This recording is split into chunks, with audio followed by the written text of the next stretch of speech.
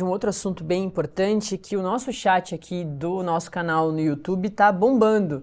Muita gente aqui tentando relacionar, né, o ex-presidente Jair Bolsonaro à farra do INSS, mas também muita gente falando sobre a posição do governo Lula em relação à farra do INSS. Então vamos falar sobre isso.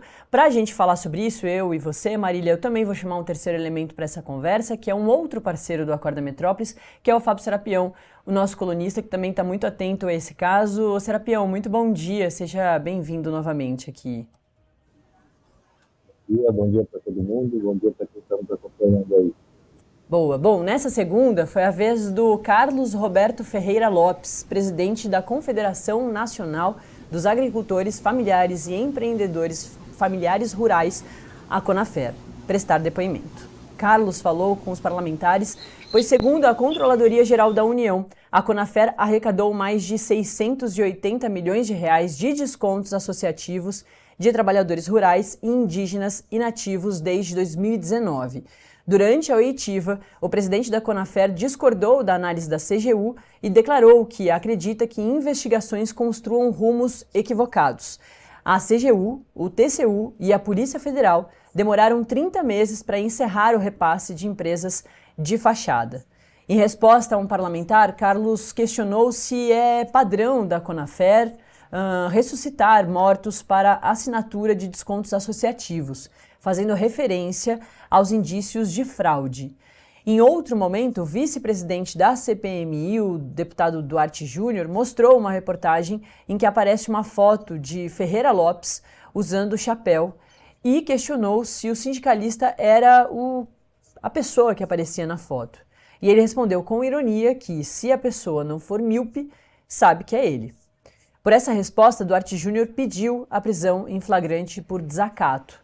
O presidente da comissão, Carlos Viana, pediu que o depoente não usasse a sua fala para comentários ofensivos, mas repreendeu Duarte por falas incisivas e teve a fala interrompida pelo presidente da CPMI.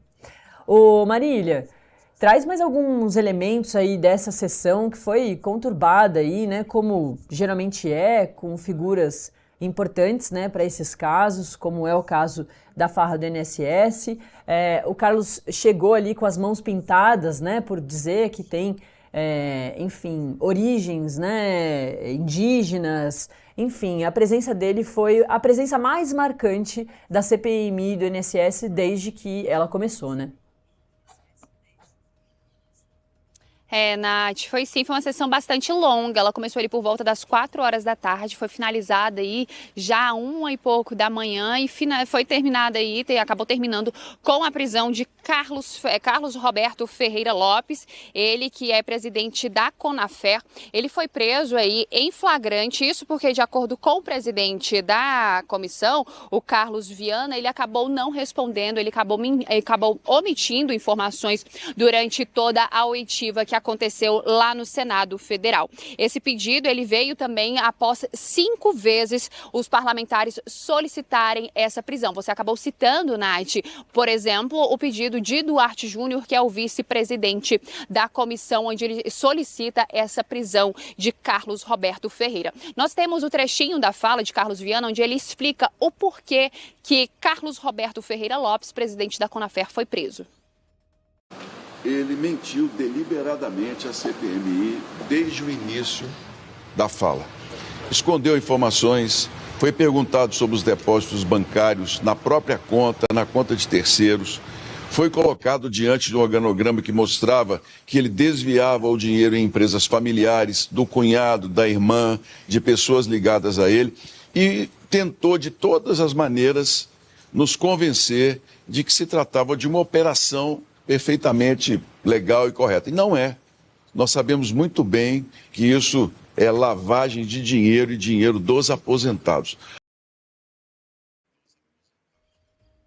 Nath, Carlos Roberto pagou fiança e foi solto. Ele estava lá na Polícia Legislativa, lá do Congresso Nacional. O valor da fiança, ele não foi informado. A gente lembra que essa é a segunda prisão que acontece lá na CPMI do INSS. Na semana passada nós tivemos a prisão do ex-diretor financeiro de empresa do careca do INSS, o Rubens Oliveira, que acabou sendo preso, pagou fiança e foi liberado. A gente traz também aqui que, de acordo com a Controladoria Geral da União, estima que a Conafer tem arrecadado aí cerca de 688 milhões de reais das remunerações de trabalhadores rurais e indígenas e nativos desde 2019. A gente destaca também que o presidente da Conafer, ele não tinha habeas corpus aí para poder ficar calado e nem também que pudesse impedir a sua prisão. Então, por isso, acabou resultando, né, em mais uma prisão dentro da CPMI do INSS. A gente lembra também mais uma vez que na próxima quinta-feira teremos mais uma oitiva a partir das 9 horas da manhã lá na CPMI, Nath.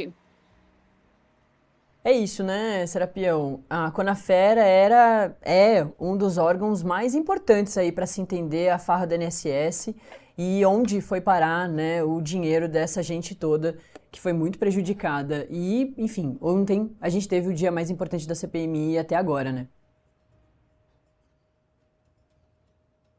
Questão de acompanhar quase toda a oitiva do presidente da Conafer, porque ela é uma entidade muito interessante dentro da farra do INSS, né? A gente vem falando há algum tempo aqui já no Acorda Metrópolis sobre aquela divisão que a Polícia Federal faz de entidades que tinham até uma atuação lícita e outras que tinham só atuação ilícita. E também aquelas que tiveram um salto muito grande no número de arrecadação de descontos, né, dos aposentados. E a Conafer é uma dessas. De 2019 até 2022, 2023, ela teve um crescimento exponencial, assim, é impressionante, é mais de 15.000% o valor que aumentou de descontos de aposentados. E ontem o relator da CPMI, ele mostrou ali várias fichas de filiação de gente morta, de menino de 9 anos, enfim, mostra que a Conafer ali era muito complicado e tinha muito desses descontos que foram feitos com base em autorizações fraudulentas, né? Mas eu acho que o mais interessante ali do encontro de ontem, Natália, foi esse organograma que o presidente Carlos Viana disse aí na entrevista, que me chamou a atenção, porque mostra que realmente o relator da CPMI está se debruçando sobre tudo que chegou até agora da investigação para eles, sobre dados de transações, quebras de sigilo e tudo mais. E ontem ali ele mostrou alguns fatos ali, alguns a gente havia já até mostrado aqui no Metrópolis, aqui na coluna, mas ontem ele detalhou como esse dinheiro dos aposentados chegava na Conafer e como depois ele era redirecionado para várias empresas e muitas delas ligadas a familiares do presidente e também para um operador ali. A Polícia Federal coloca como operador um sujeito chamado Cícero Marcelino, que era assessor da Conafer. Ontem o presidente da Conafer negou que ele seria assessor, disse que ele era apenas um prestador de serviço, mas havia coisas do passado, postagens e outras informações que a Polícia Federal cita, que mostram ele como assessor da Conafer. O próprio presidente da Conafer foi sócio desse assessor, do Cícero Marcelino, num banco, que eles criaram um banco digital, a gente mostrou aqui na coluna, e a CPI até pediu dados sobre esse banco. E as empresas desse Cícero Marcelino receberam, segundo o relator ontem, cerca de 130 milhões da Conafer. E ali ele tem relações com a esposa, com parentes, enfim, mostra que a Conafer é um feudo do Carlos Lopes, e esse organograma do relator deixou muito claro ali como o dinheiro batia na conta dela e voltava para outras empresas. E esse é o ponto, a gente tem repetido muito aqui no Acorda, né, Natália, que esse é o foco da Polícia Federal, né? Tentar acessar esses valores, descobrir onde eles foram parar, né? Que eles entravam nos cofres das entidades e na maioria das vezes saíam para outras empresas, para empresas de fachada, onde havia essa lavagem desse dinheiro que era desviado dos aposentados. Então, eu acho que ontem, além da oitiva do Careca, que também foi interessante, embora ele não tenha dito muita coisa, ontem foi a primeira aí de um representante de entidade que respondeu perguntas e que a relatoria e que os integrantes da CPMI conseguiram fazer questionamentos e mostrar informações que mostram esse caminho do dinheiro dos aposentados sendo desviado. O presidente da Conafer tentou ali tergiversar, tentou enrolar e acabou com essa prisão dele, que era meio esperada, porque a partir do momento que o relator começou a mostrar os fatos ali, 100 milhões para cá, 20 e tantos milhões para lá, eu acho que a situação dele se complicou muito, Natália. Ô, Serapião, e nas próximas semanas a gente deve ter personagens, pessoas do governo atual, gente grande, né, nessa história toda, como o novo presidente do INSS, como o ministro da Previdência Social e também como o ministro da CGU, né? Todos esses requerimentos foram aprovados, mas ainda não foram colocados na pauta ali do Congresso, mas a gente deve, portanto, então, ter também o governo sendo ouvido. A gente teve já ex-ministros da Previdência Social, mas o que a gente deve ter nas próximas semanas são pessoas do governo atual que, tirando o Vinícius Carvalho, né, da CGU, que já estava desde que tudo explodiu, o novo presidente do INSS e o presidente da Previdência Social vieram depois, né, com todo o rebranding do governo Lula a partir da explosão do INSS, que também vão ser depoimentos, interrogatórios bem importantes, né? Sim, obviamente esses dois entraram depois, né, de ter estourado o escândalo, mas vale lembrar que o atual ministro da Previdência era o número 2 do anterior, que não tomou nenhuma medida em relação a essas fraudes, né, e até por isso foi demitido do governo logo após a operação sem desconto. E o atual presidente do INSS assumiu depois também, e tem o trunfo de falar que foi quem resolveu a situação, enfim, fez os repasses devolvendo os valores para os aposentados, mas vai ter que explicar todo o histórico do governo, porque que o INSS não fez absolutamente nada desde 2018, 2019, recebendo informações sobre essas fraudes e sem fazer nada. Hoje na coluna a gente até publica um material que está na CPI, está no ar agora no Metrópolis, mostrando essa inação do INSS, né, Natália?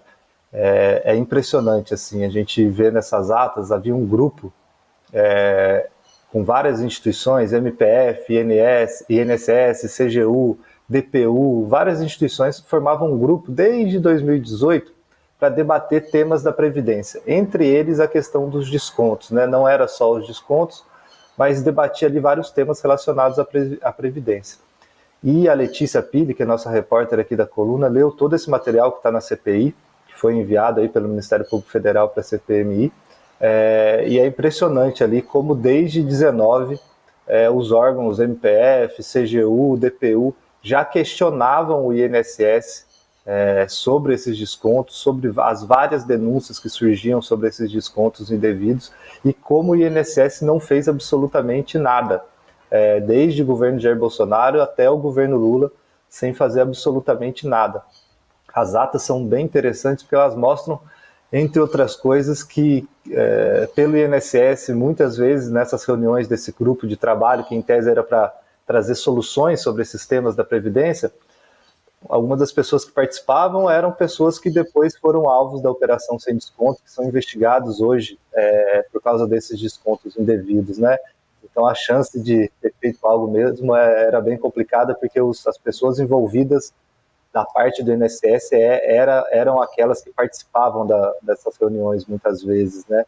Então eu acho que a CPI, recebendo toda essa documentação, fazendo esse trabalho de inquirição desses donos de entidades, nas próximas semanas dessas pessoas relacionadas ao governo, eu acho que vai conseguir ali trazer muitas informações sobre esses bastidores aí, principalmente esses documentos. A gente tem tentado acessar esses documentos, entender ali como que se deu essa fraude, né? Por que por tanto tempo essa fraude aconteceu e ninguém fez nada, né? Seja de governo A, B ou C, o fato é que só foi paralisados esses descontos depois que a Polícia Federal realizou uma operação fazendo busca de mais de 200 alvos, né? Então, num mundo ideal, a partir do momento que tivesse começado aquelas várias denúncias, primeiras denúncias na justiça mesmo, né, que o DPU cita muito nessas atas, e depois as denúncias do próprio Metrópolis, né? O Metrópolis, desde dezembro de 2023, apontando essas falhas. A partir de 24 ali, com mais fôlego, começa a mostrar, revela a careca do INSS, revela esse crescimento exponencial das associações, e mesmo assim nada foi feito, né? Absolutamente nada foi feito. E esses descontos continuaram até chegar a números exorbitantes, que são esses que são alvos da operação sem desconto, Natália. Ô, Serapião, eu pedi para a produção colocar aqui do nosso ladinho, daqui a pouco vai aparecer, últimas notícias da sua coluna, da coluna do Fábio Serapião, que tem um montão de matérias